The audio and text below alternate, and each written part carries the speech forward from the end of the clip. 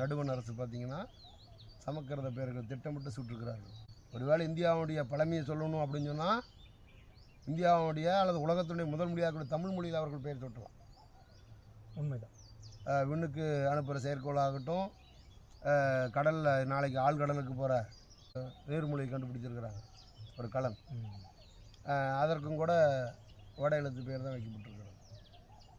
இது அந்த மொழியை பேணுவதற்காக அல்ல, இதை பிற மொழிகள் மீது திணிப்பது. தமிழில் இருக்கிற கட்டுமரத்தை தான் அப்படியே ஆங்கிலத்தில் கட்டுமரம்னு பயன்படுத்திட்டான்.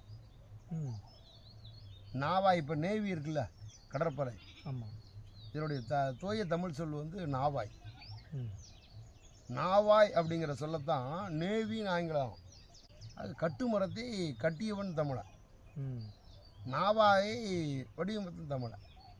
ஆகவே நாவாய்